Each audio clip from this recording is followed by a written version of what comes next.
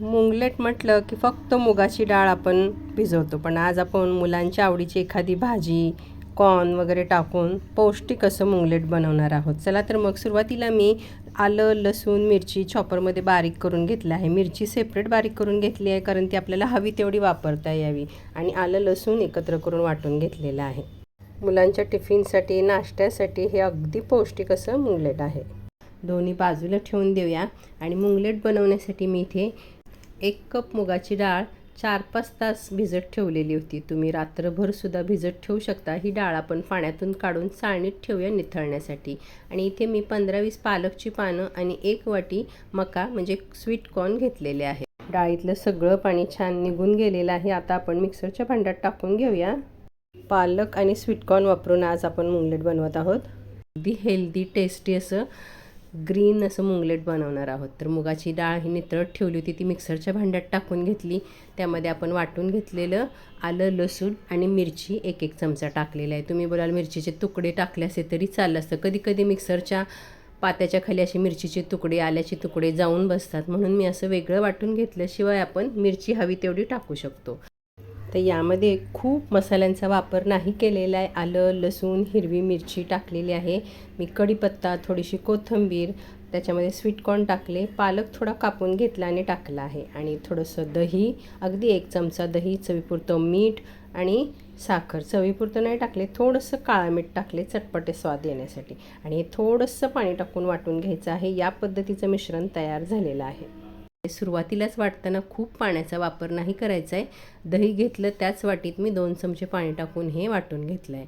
पुन्हा आपण मिक्सरचं भांडंसुद्धा स्वच्छ करून याच्यामध्ये पाणी टाकून घेतलं आहे. या पद्धतीचं मिश्रण तयार झालेलं आहे. मस्त असं टेस्टी हिरव्या रंगाचं मुंगलेट तयार होतं. तुम्हीसुद्धा या सीझनमध्ये नक्की करून बघा. बाजारात पालक आणि कॉर्नसुद्धा भरपूर येत आहेत आणि फ्रेश येत आहेत.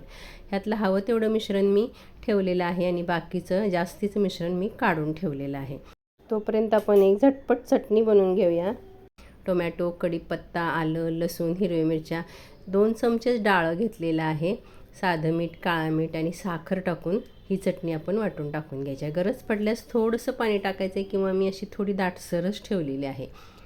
पॅनमध्ये 1 चमचा तेल, जिरं, कढीपत्ता आणि अगदी थोडेसे तीळ टाकून मी फोडणी करून घेतली आहे. आणि ही फोडणी आपण ह्या चटणीवर टाकून घ्यायची आहे. 1/2 चमचा हिंगसुद्धा टाकला आहे. याने छान चव येते चटणीला. कधीतरी अशी फटकन होणारी फक्त टोमॅटो, अगदी घरातलं साहित्य घेऊन चटणी बनवून बघा. छान लागते, वेगळीसुद्धा असते. नेहमी हिरवी चटणी, लाल चटणी आपण बनवतो, आपण टोमॅटो भाजले नाहीत, काही नाहीत, फक्त टोमॅटो कापून मिक्सरमध्ये टाकला आहे आणि बाकीचं साहित्य टाकलेलं आहे. तुम्हाला जर तुमच्याकडे जर वेळ असेल तर तुम्ही हे 3-4 तासासाठी भिजत ठेवू शकता. किंवा 1 चमचा बेकिंग सोडा किंवा असं इनोचं अर्धं पाकीट टाकून तुम्ही हे लगेच बनवू शकता. मी अर्धा पॅकेट इनोचा टाकला आहे, त्याच्यावर अर्धं लिंबू पिळून घेतला आहे. याच्याने पटकन आपल्याला हे मिश्रण हलकंसुद्धा होतं आणि छान आपल्याला मुंगलेट एकदम मऊसूद, आतून मऊसूद आणि वरून कुरकुरीत असं तयार होतं. ज्या पॅनमध्ये आपण फोडणी दिली त्याच पॅनमध्ये आपण हे मुंगलेट बनवत आहोत. तर अगदी 1/2 चमचा तेल ठेवलं आहे, त्याच्यामध्ये अर्धा चमचा तीळ टाकून घेतले आहेत आणि कढीपत्त्याची पानं टाकून आपण याच्यावर हे मिश्रण टाकणार आहोत. 2 मोठे चमचे किंवा पळी असते ते 2 पळ्या मी हे मिश्रण टाकून घेतलेलं आहे. खूप पसरवायचं नाही. माझा पॅन छोटाच घेतला आहे तेवढ्यासाठी मी. जर तुमचा पॅन मोठा असेल तर 2 पळ्या मिश्रण टाकून खूप पसरवायचं नाही. ते असं जाडसरच ठेवायचं आंबोळीसारखं आणि थोडंसं सेट करून घ्यायचं. इनो टाकायचा नसेल, सोडा वापरायचा नसेल तर मुगाची डाळ लवकर आंबते. तुम्ही 3 ते 4 तास ह्याला वाटून ठेवू शकता. हे आणखीन छान टेस्टी बनवण्यासाठी वरून मी तेल सोडलं आहे. छिद्र पडलेले त्याच्यावर आपण तेल सोडायचं आणि पुन्हा पांढरे तीळ छान पसरवून घेतलेत आणि लाल मिरची पावडर टाकली आहे. तुम्हाला आणखीन मुलांसाठी चटपटीत बनवायचं असेल तर मॅगी मसाला, किचन किंग मसाला टाकू शकता.